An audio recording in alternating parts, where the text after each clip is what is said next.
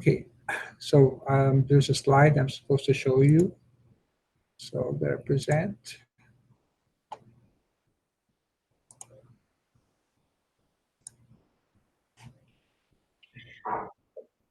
Sir, sorry for being late. Oh, no problem, Timo. Internet issues. Okay, no problem, Timo. I got you. Sure, thank you. Okay, Simon, no problem.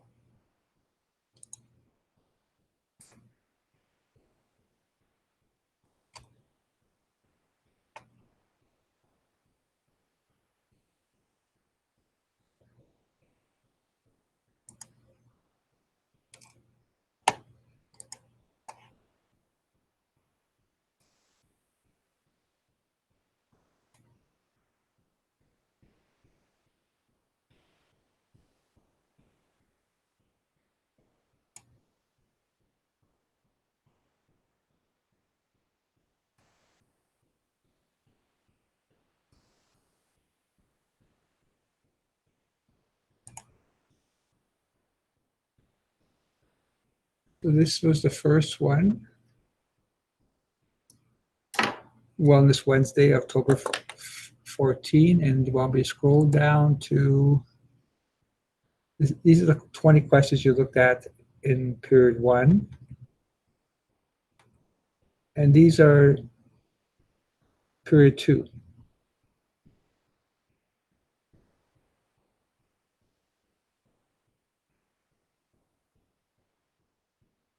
Just go through these first 10 questions to yourself. You don't have to copy them down, just think about them. I won't read them, I'll let you read them.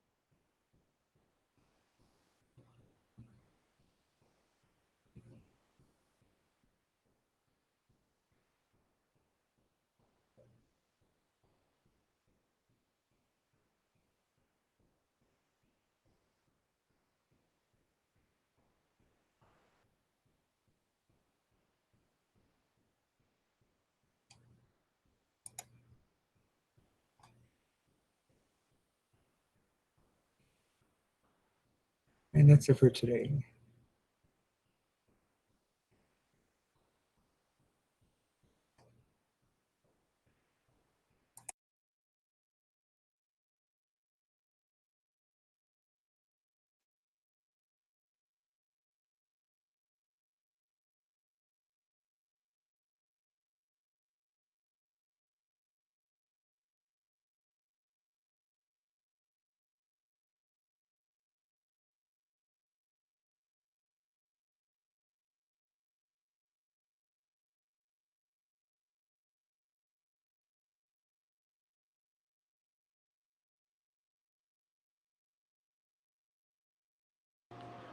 Mr. Carl?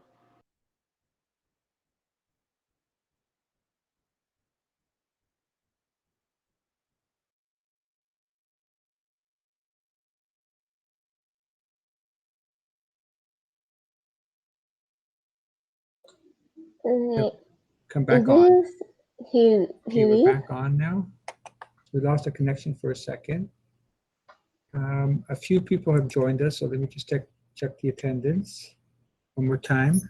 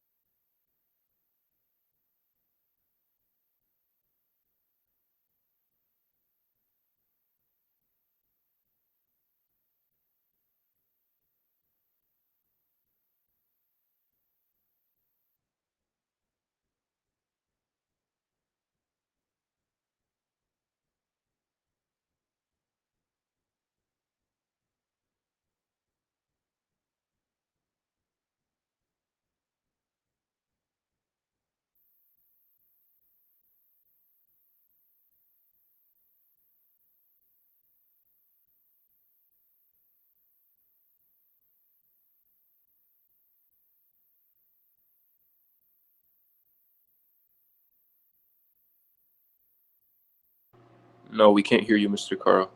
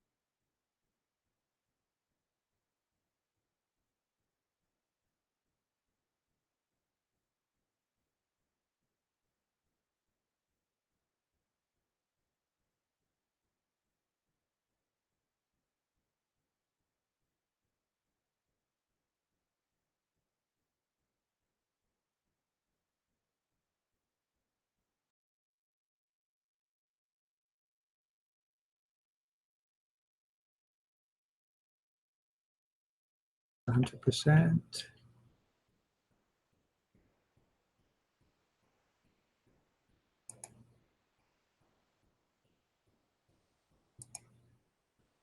Okay, I think we're good now.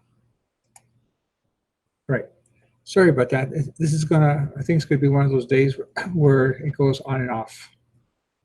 Okay, so let's try to start with today's presentations, then we'll take up any questions later. So first, we're going to present 10.4, harmful effects. Excuse me.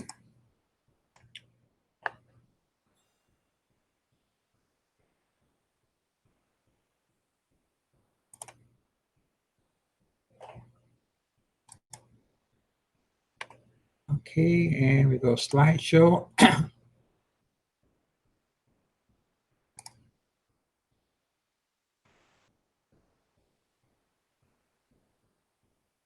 Okay, the harmful effects from the discovery of the self as a free agent. So I'll start off with one of my favorite program for my kids, especially my son, Spider-Man.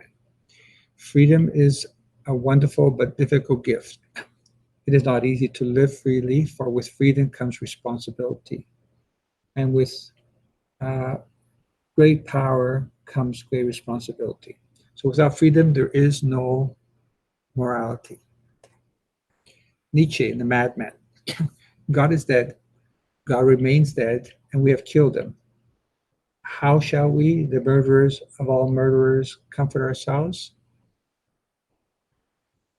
For Nietzsche, the idea of God died. It's not that God himself was killed and there were murderers. It's the concept, imagination, the belief in God is gone. This is from Mr. Wood's class. God responds to Nietzsche. God is dead, Nietzsche, 1883. In 1900, Nietzsche is dead from God. I always enjoyed this little poster.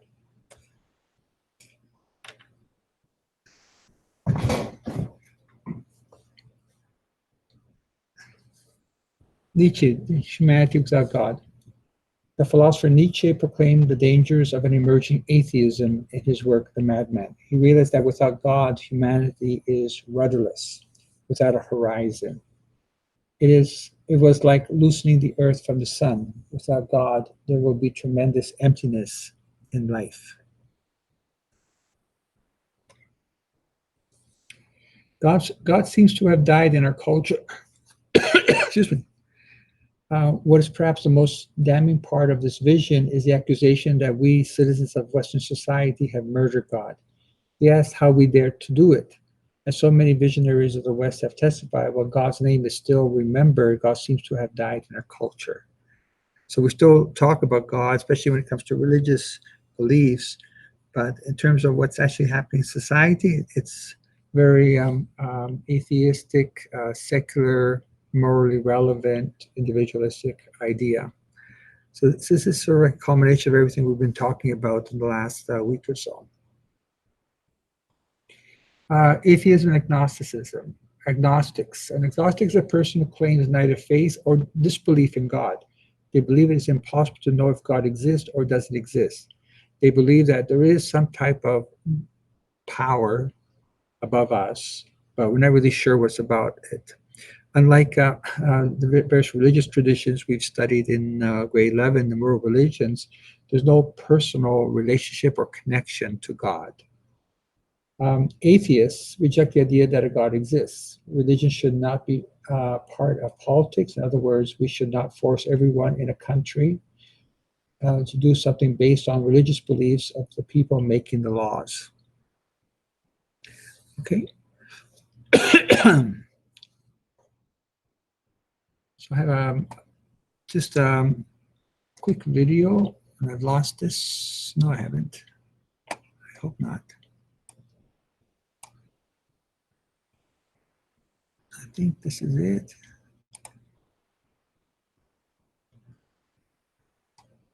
What I've tried to do this time is... Since the days of prehistoric cave paintings, we've been pondering the existence of God with two simple concepts, belief versus knowledge. And that push-pull between belief and knowledge is the perfect way to understand atheists and agnostics. To put in simple terms, atheism is about belief, or lack thereof. An atheist doesn't believe in God, and it's not an active choice to be one. You don't have to register and check the No God box on a form down at the DMV. It's simply not affirming a proposition made by others. An agnostic, on the other hand, is about knowledge. They don't know if God exists or not. A simple question to ask yourself is, do you think you know for sure that any God exists? If your answer to that question is, oh no, I can't. then you're agnostic. Atheists and agnostics can be overlapping concepts and can often describe the same person.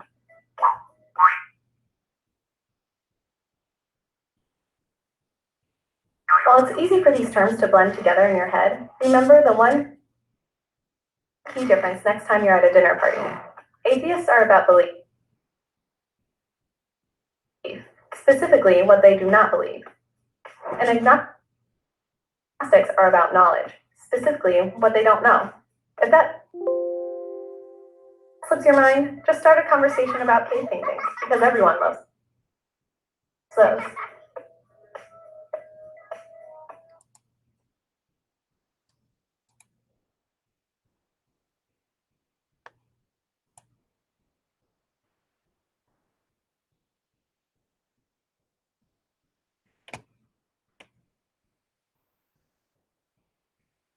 Okay, so I guess we're gonna have that kind of day again today. Atheism, a construct of self-discovery as free. I can indeed free myself or anything that is not me. I can doubt not only mathematical or scientific truths, I can be equally skeptical about religious truths and about God. Nietzsche predicted that it would become emptier and colder in the world without God. He said that in humanity's headstrong rush forward without God, we will surely lose our firm footing. Gnosticism, Nietzsche's prediction has come true. The West feels itself pulled and pushed in every direction. In the public sphere of the West, we are expected to be agnostic.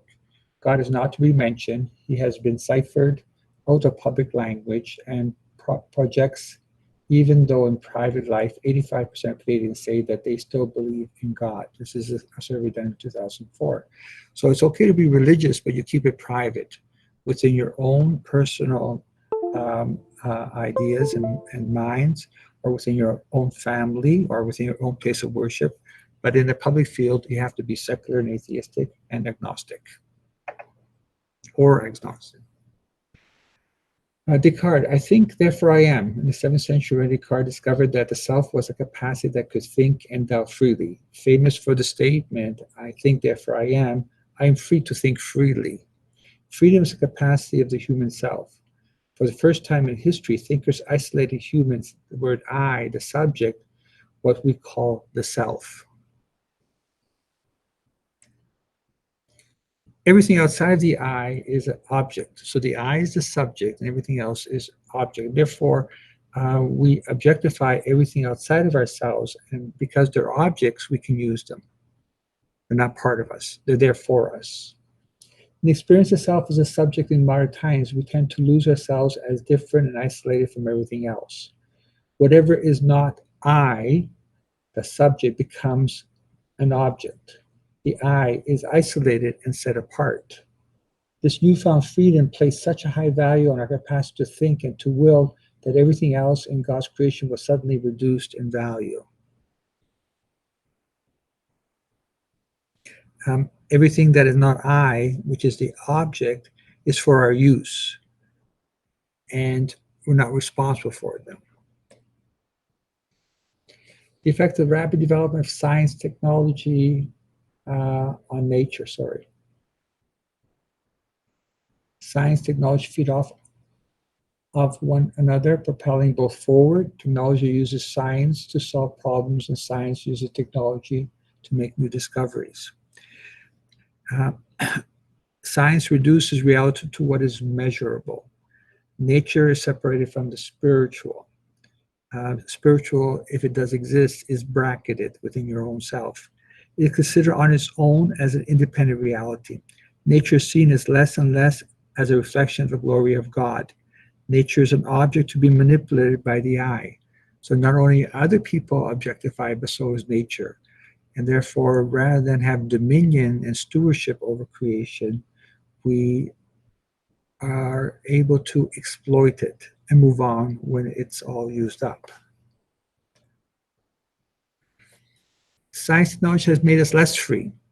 You have a group of students studying around a table when we could study, and all their phones are there. All it takes is for that phone to be activated, and by activated, I don't mean to turn it on, but for the phone all of a sudden to start communicating, and you jump. You're obsessed with your phone. Even though you may be talking to each other, the phone is there to grab your attention. And if you look at the other picture, everybody's on a device, and this is how people hang out. It sort of reminds me of the hallway here at St. Rob's in the morning, where everybody's lined up, socially distanced from each other, but everyone's on their devices. No one's talking to each other, but they're all communicating through the devices. So the hope of freedom, there is hope for freedom. Technology and science frees us from the domination of nature, leaving us in control of our lives. As we become more and more understanding of the laws of nature and how we can manipulate them and use them for our good, it makes things easier for us. A simple machine in science is designed to make life easier for us, to do the work for us. We think that we would work less and be freer to develop ourselves, but science technology has a way of making us less independent, more dependent on the technology. We can do more work if we have computers and technology. We work harder, we work longer, we work at home, we work on transportation to and from work. We work all at home, we study at home now.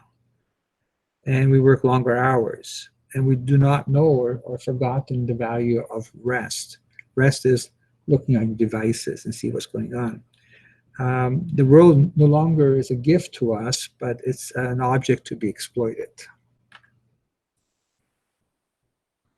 So dominion or exploitation of the earth, people began to think that the only values that God's beautiful earth, plants, animals, the soil, the oceans, minerals, etc. had was for us, for our benefit. These other objects have no value in themselves. They are objects for our use and exploitation without our being responsible for them. How can the planet benefit me? Not what can I do to benefit the planet. The body has lost its sacredness. Because of Descartes' dualism, mind and body, the mind is what's really real and the body is the illusion of reality. I equals a thinking capacity, isolated from the body. I am a thinking self stuck in a body. The body can be reduced to an object even within myself, forgetting that it is my body and that it is sacred and precious, a gift from God.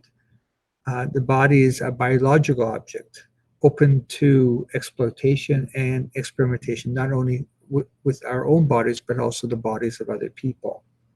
This is what Kant means by treat others as a subject, as a person, as another I, rather than an object, a means to get something from you for utility or pleasure. Since the I is located in my thinking capacity, self was isolated from the body. It meant that even my body could be reduced to an object. The human body has lost its sacredness. 1 second, guys.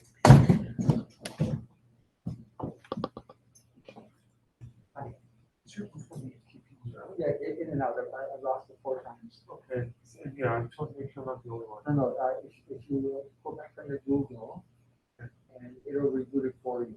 Yeah, I've rebooted a bunch of times. Yeah, so if you didn't want to play something, it's buffering, or it's called. Yeah, so I just told my students to just see where it's Yeah. because I don't want to play games. I'm looking at them right now, but I've had to do it 3 or 4 times. Thanks for letting me know. I feel better I'm not the only one. Okay. Sorry, it's Mr. Yaganian. He was having trouble with his internet connection as well. I think it's something that's going all over the place. Okay, individualism. We've talked about this in prior presentations, and in your charts that you've done. I is where everything begins and ends. The only perspective from which to view the world is from my perspective as isolated individuals. I love me. Traits of individualism is, we talked about this before. In a Western society, we glorify, idolize individuality because of our uniqueness, our sense of autonomy, independence, and self-sufficiency. The last picture is the only person is me at the top of the mountain. And I'm all by myself, a solitary figure. And in essence, for individualism, that's all that really is necessary, just me.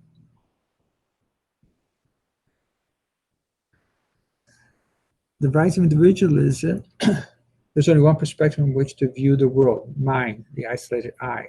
The I is where everything begins. The family, the community, and the state are made up of such isolated individuals. Communities have come to be seen as voluntary associations where individuals decide to belong and participate only when it serves their individual interests. What is it? What is in it for me? In order for us to live in a community, a society, we have to develop a social contract where we agree to limit our freedoms so we can enjoy our freedoms.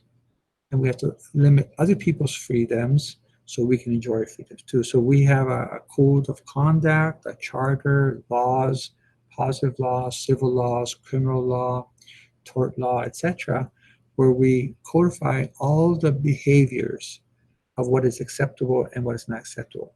Most laws are simply do not do this, do not do this, and then we find a way of doing things in between, and then we create new laws. So our code of conduct is usually, as our laws and charters, a bunch of do nots. And these are things that we agree that others should not do to us, and we're not going to do to them. To be autonomous, from the Greek, autos, self, nomos, rule of law, broadly meaning self-determination, self-rule, being your own person, self-governing. You're the lawmaker in everything you do.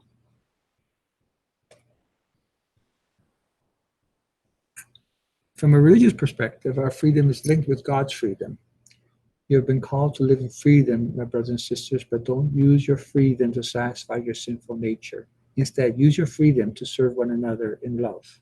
And this is from Galatians 5:13. When we take love and turn it inside of ourselves, we become selfish, proud, and arrogant. In the extreme form, it's what Narcissus experienced when he fell in love with himself. He couldn't take his eyes off the beauty that he saw in the reflection in the water. And what Pope John Paul II has told us is that this is the exact definition of hell. Total isolation, total individualism, selfishness, pride, arrogance, and something you freely choose to do because you don't want to love God and you don't want to love anybody else other than yourself. Autonomy is the freedom to be like God. in our final analysis, the notion of autonomy is the freedom to be like God, which was the first temptation of Adam and Eve in the garden. Genesis 3:5. This is the freedom as a power to do what I will. This freedom does not want to consider any constraints. This kind of freedom demands that there are no rules. The more I am able to assert myself from these limitations, the more I am free. In the end, it is a freedom without morality, having little or no concern for the other. Instead, we are part of a global community and we're in it all together. And our love should be directed towards loving others. Autonomism, a law unto myself, the freest person. One of the most detrimental outcomes of discovery of self is free is what is known as autonomism, literally a law unto myself. Freedom came to be seen as a power on its own. The rule of reason became secondary. Emphasis began to be placed on the will on its own, on doing whatever one pleases. Freedom in this sense is looking after one's own well-being and interests. This freedom as a will to power is known as autonomy, where I alone am the moral law. And if you think you can stop me, go ahead and try. And I guarantee you, you will be the loser. And this is the extreme form of individualism, autonomism. It's the belief in the power of the self. Okay.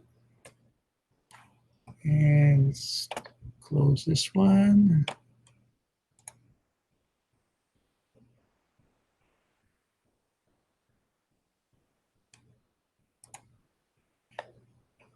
And we'll close this one.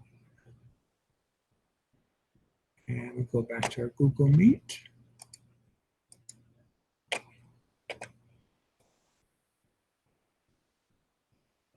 And we should be back now.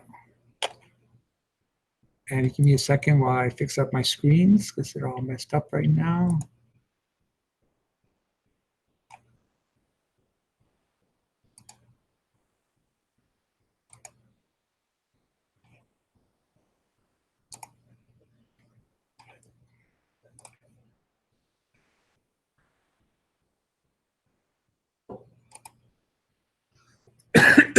Seems to have a dry cough. I couldn't get some water because everything is blocked today. I should bring some water tomorrow.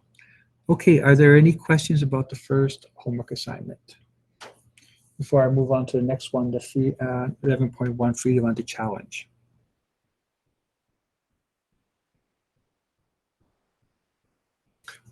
I just quickly check attendance because I see we have a few more people have joined us. And we got, I see David hopefully is here.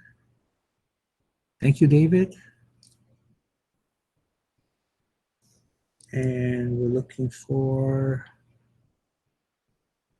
Larry's join us. Thank you, Larry. And Mark, thank you.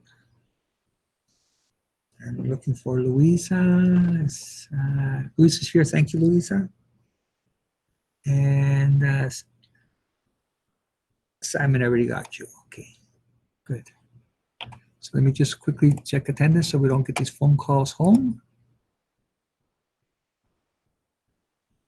And I'm just going to mark you all present because we're having lots of difficulty today with the internet.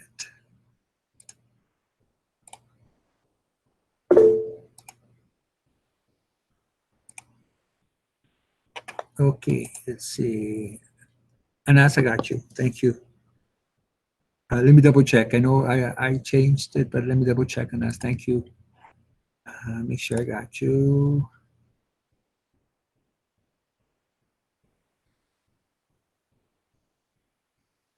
Yeah, got you. Yeah, got everybody. Okay, so let's do the second one. Now, second one has what I've tried to do last time. Everything was sort of broken up in the video. So I've opened up all the videos. The next slide presentation, PowerPoint presentation, has a lot of videos I want to show. So the interesting videos, there's a variety of videos. The only one you're going to have to do a journal on is WALL-E. It's little clip from the movie that fits perfectly in what we're talking about today. So let's try our best, see if it works or not. And present here. Where are we here? Present.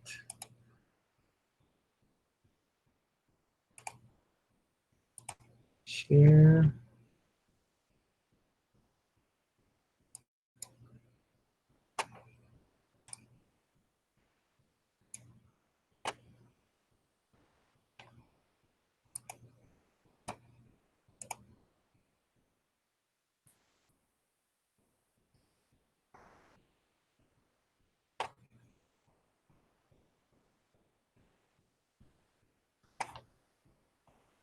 Okay, I just got a security alert.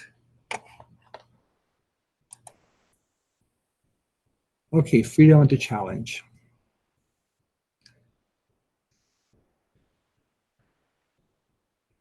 Sorry.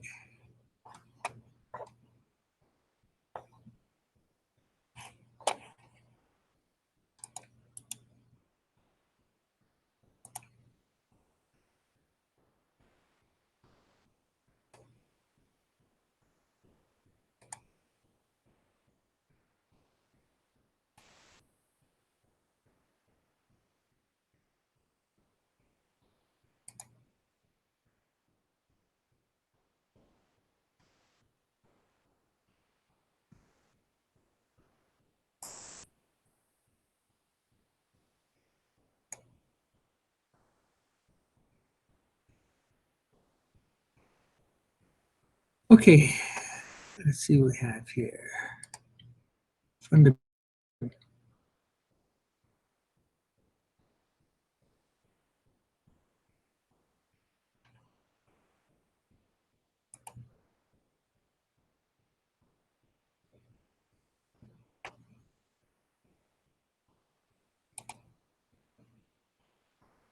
Okay. Charles Taylor.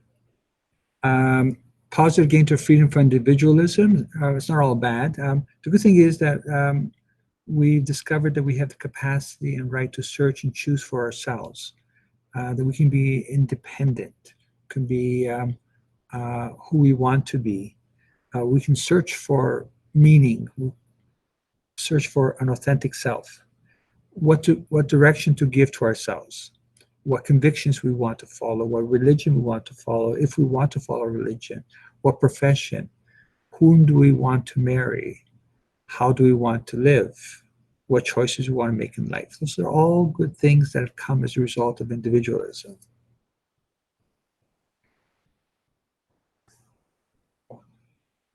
I take care of myself and you take care of yourself. I should not be expected to take care of the burdens of both you and me. So the problem with individuals, it draws people into themselves rather than drawing them outside of us.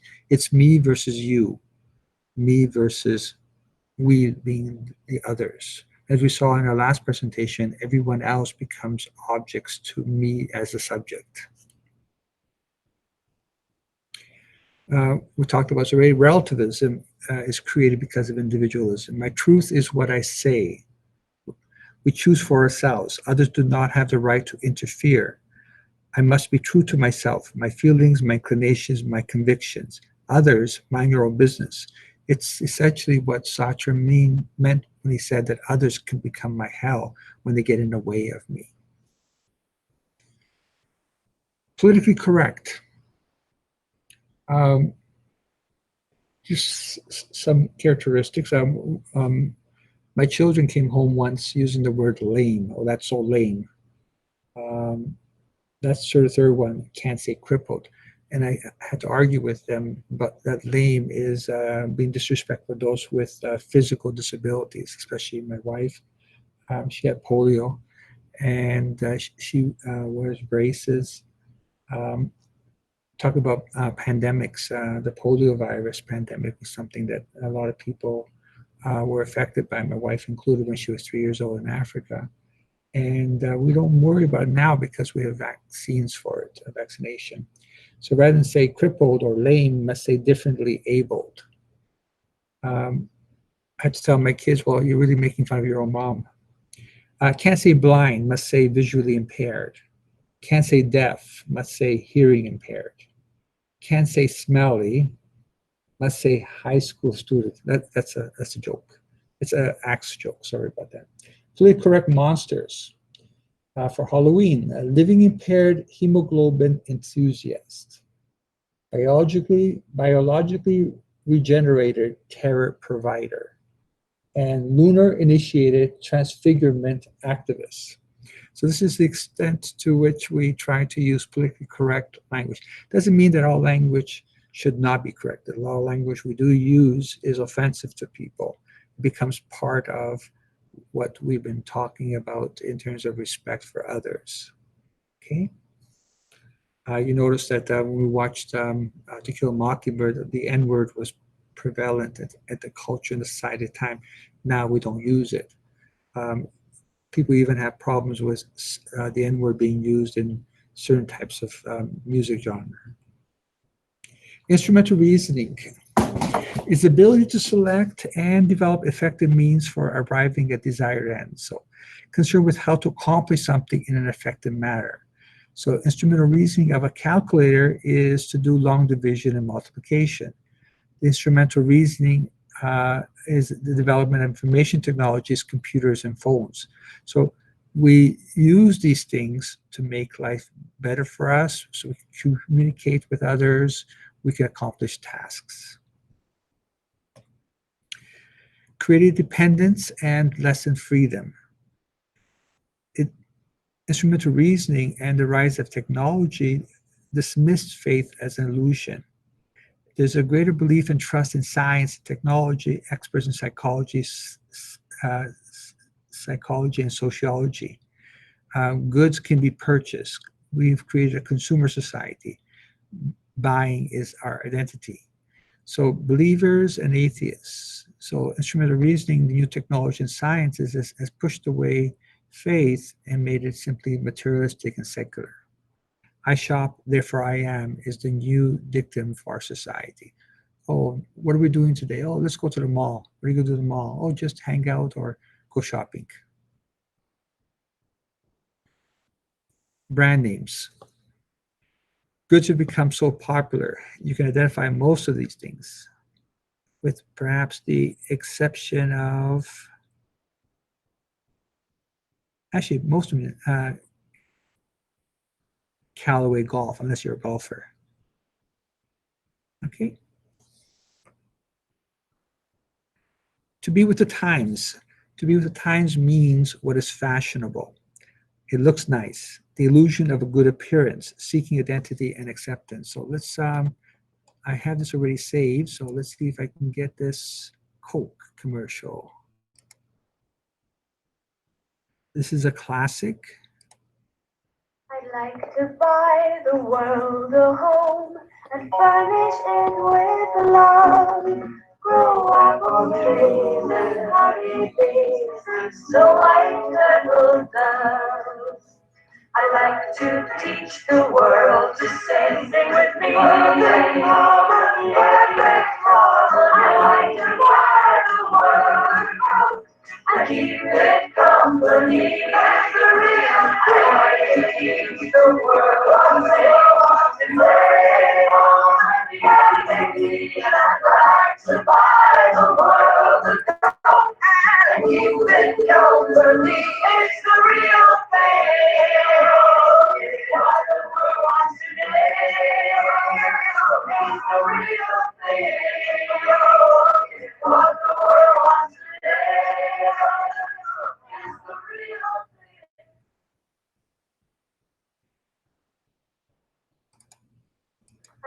thing. Okay. Let's go back to this now.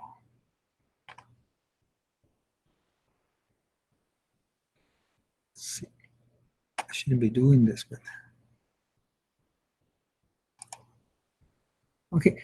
That was a classic commercial from Coke. I remember it as a young person. What's interesting about that commercial, first of all, is it's one of the first time you had a group of people that were multicultural. and multiracial. So you had all different nationalities represented, and this was really inspiring for people to see that they were actually in the commercial or their group of people there.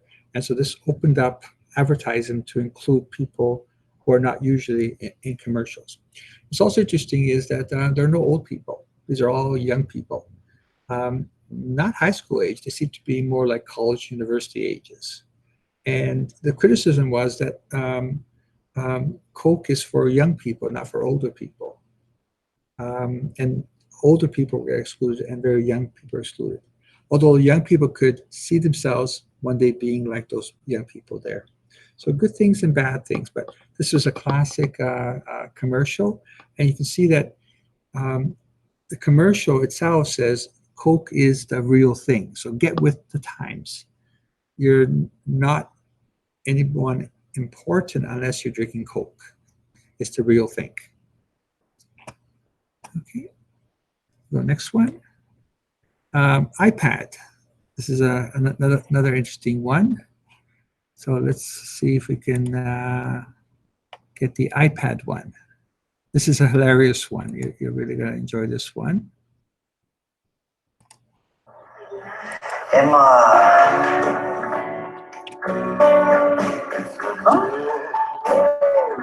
Emma. Emma.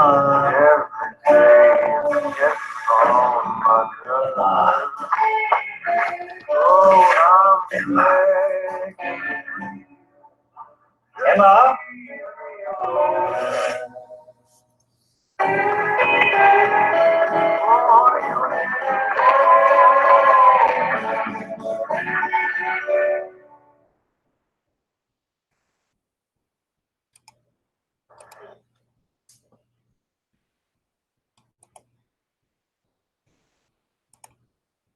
Okay, I thought that was very cute. My daughter sent me this one. Okay, next one, commodification. Everything is a commodity. You can buy, sell, or rent goods, even people. You are what you have, not who you are. This is the whole discussion we had earlier about the difference between having and being. There's a barcode on a child, and everything has value and money. Excuse me. Okay, so this is going to be your journal. Look at what happened with Wall-E. So the humans in Wall-E, just a background to the clip from the movie, the humans in Wall-E live on a ship after the destruction of Earth. But the ship is not the permanent home of humans. Rather, it is a necessary step before there is a chance for humans to return to Earth. Despite the ship feeling like it was an end in itself, it also contained the means for the humans to make their return to Earth. The humans in Wall-E were ruled by the ship, which dictated every aspect of their lives. Like capital dominates the workers inside and outside of work, the humans were dominated by the technology of the ship in all their activities. However, the extreme technological developments, along with the manuals for the return process, allowed the humans the possibility of leaving the ship behind. The ship was only a step in the existence of humanity, but not the end of itself. So let's watch this little clip, and then I'd like you to react to it and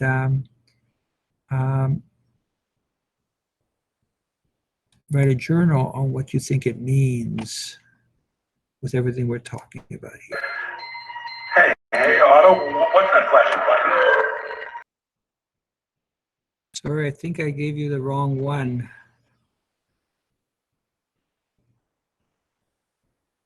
Let's see, sorry. Let's try this. Oh, okay.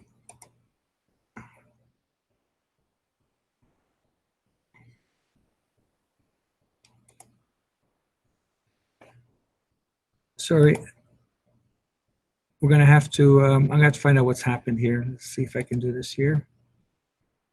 I think I gave you the wrong video here.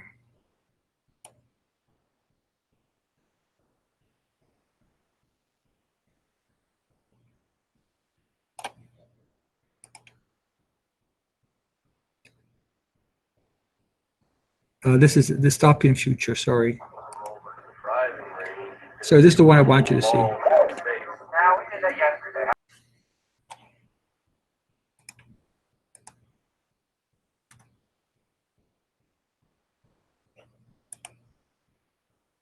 Sorry, it was that excuse me, it was this video I want you to the journal. Is this what we have become? Is this the type of society we live in, where we're controlled, manipulated by all the advertisement, commercialization of life, where everything is given to us in our hands, so we don't even have to get up. You know, so that everybody's putting on a lot of weight, and they're not used to doing things on their own. And when he fell off his little vehicle, he couldn't even get up. He had to be pushed. Okay. Advertise see consumers as objects, not as persons. Advertise play on needs and wants. You can buy anything you want. You are money, and they want your money.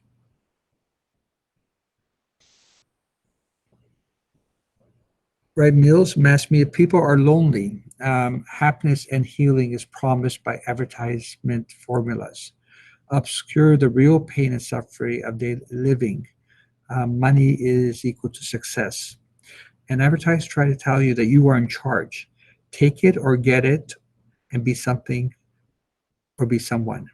Advertisers create the illusion that the consumer is free and in charge, and that it is his or her needs the producer is responding to.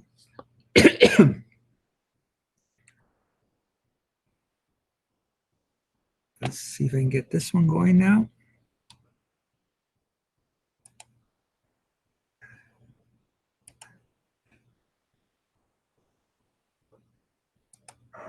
Today we celebrate the first glorious anniversary of the information your history from a garden of pure ideology, where each one is secure from the pests of very the force is more powerful a weapon than any fleet or army on earth.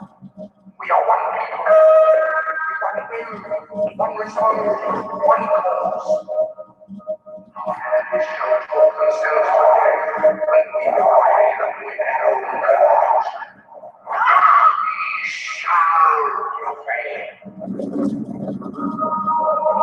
On January 24th, Apple Computer will introduce Macintosh.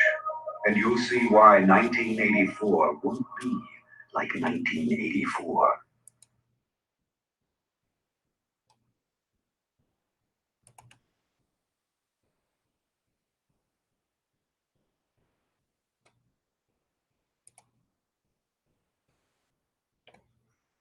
Oh, sorry.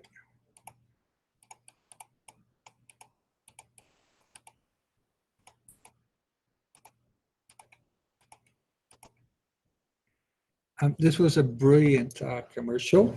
Up until the end of the commercial, you had no idea what the commercial was about, what they were trying to sell. And Apple played on a number of things in this commercial. Number one, that all the consumers are like the people in Wall-E, all alike. Very similar to what Socrates said in his allegory of the cave, that we're all following the shadows. And they're all locked up prisoners of what is normal, ordinary. And then one person comes along with a sledgehammer, and it's the only person in color. Everybody else is in grays and blues and blacks. This person is running down and throws the sledgehammer at the screen. This is a reference to the novel by, I think it's Orson Welles, 1984. And where the state controls people's minds and manipulate all our actions and thoughts. And there's a new technology, Apple Macintosh, and can break through this, and the brave new world is created.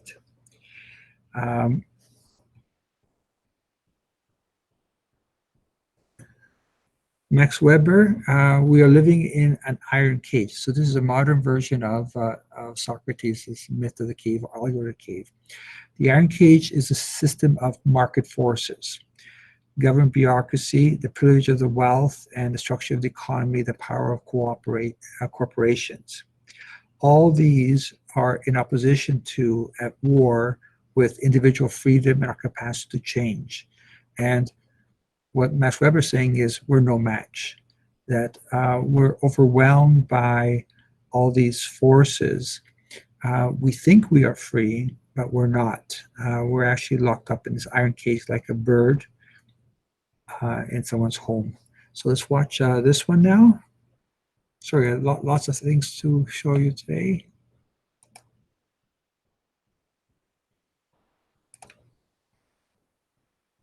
This sort of summarizes Max Weber. It's a video presentation. I really Max enjoyed Weber it. was an early theorist and sociologist who wanted to understand modern society. The topics I will be covering today are rationalization and the Good iron afternoon. cage. Please excuse this announcement. If Max any of you are Weber having once said, difficulty with your Wi-Fi connection, "The fate of our check your times email is and verify characterized by instructions on how to rationalization Wi-Fi. and Okay, intellectualization, please check your email if you're and having above all, issues by with the your Wi-Fi disenchantment connection. of the world." Weber describes that human organization was once dependent on emotional relationships and that it was kinship through blood and marriage that tied everything together. In the past, humans used to attribute phenomena that they couldn't explain to the supernatural.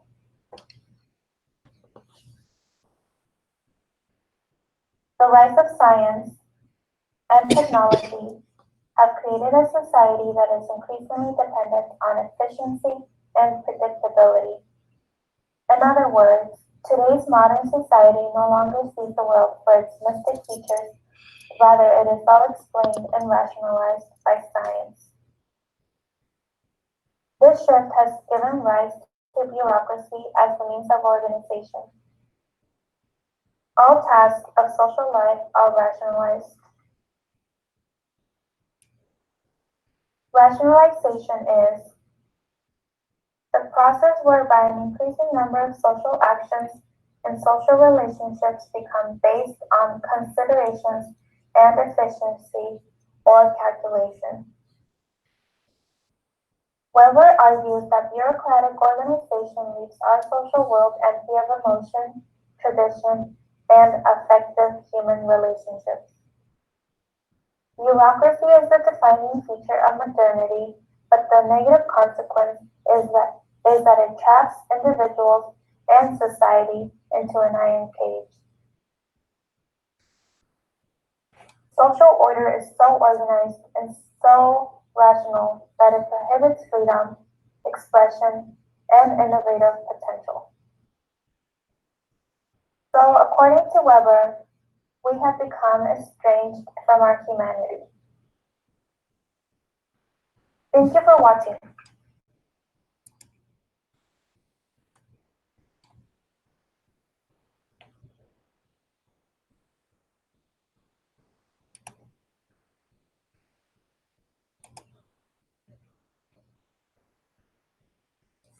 I thought this was a brilliant presentation that sort of summarized everything, and I could not do any better than this young lady here.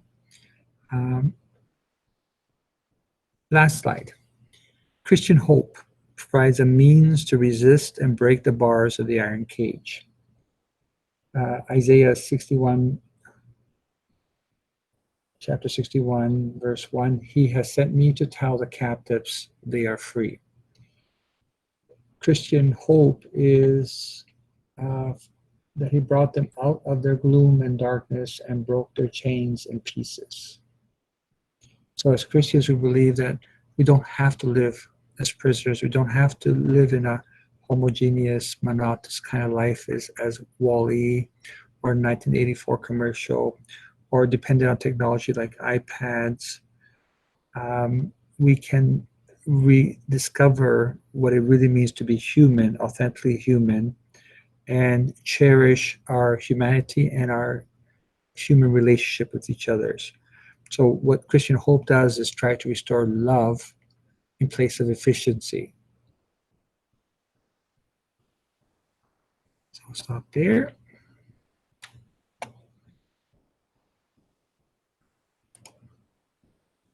Wrong one. Wrong one. And this one.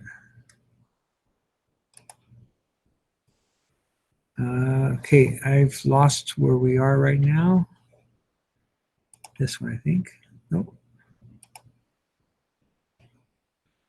Stop sharing.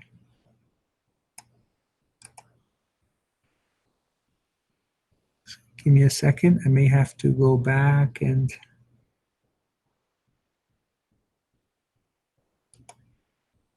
there we go.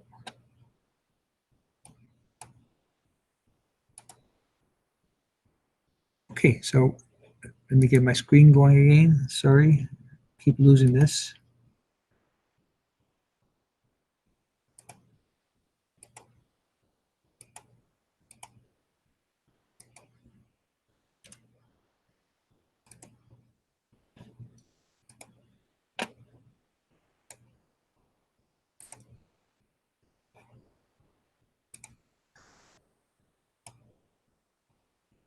Okay, I think we're okay now. So I hope you've enjoyed all these series of videos I've shown you, or sort of made things more interesting than simply me talking. So let's go back to some questions first. And what I'll do is I'll take a 5-minute break after I take a few questions, and we'll come back and we'll talk about everything else that we're going to be doing this week. Okay, today's journal. The Wall-E clip that I showed you, not the first one, that was the wrong one I showed you, but the second one where he's on his little vehicle and he's entering into looks like a super mall. And I'd like you to write about that clip related to Max Weber's Iron Cage. Is this commercialized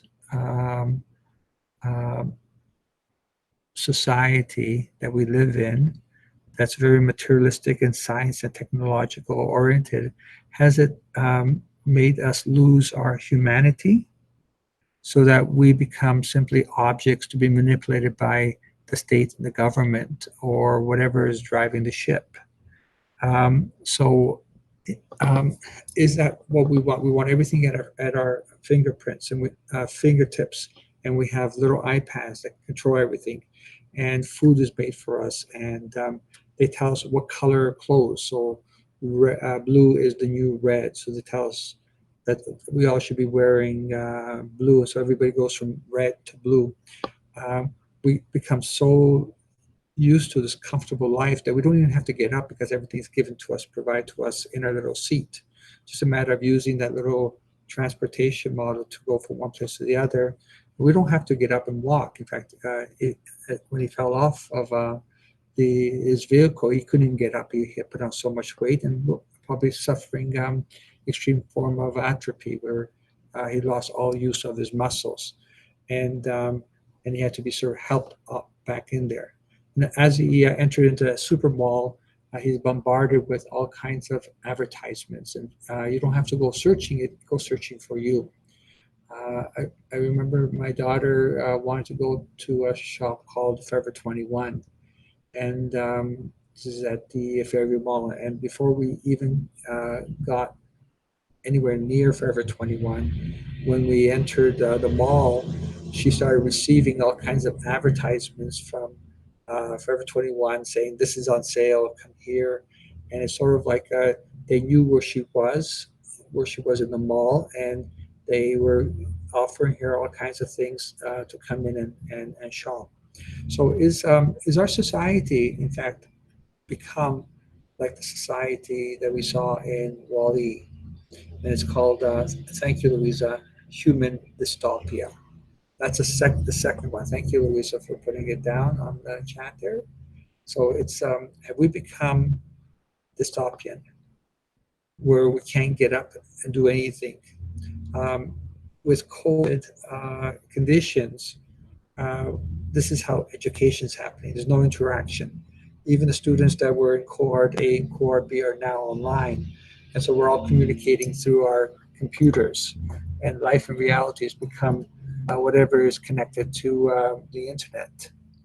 The difference is that in this case, everything's provided for you. I remember a couple of years ago when a young girl from Sweden, trying to remember her, because of the teeth circle, start complaining about how older people are wreck the environment. What about young people who don't cook anymore? They skip the dish or Uber Eats and have it delivered to them at a premium, of course. COVID has brought back the art of cooking because now we're all on the devices and learning new recipes and new things to eat. It's brought back farming in backyards. My daughter, for the first time, wanted to grow tomatoes and cucumbers. And so it's brought people back to doing the natural things. But in the WALL-E society, everything is synthetic. Everything is provided for you. And someone's there telling you what to do, what to eat, what to think.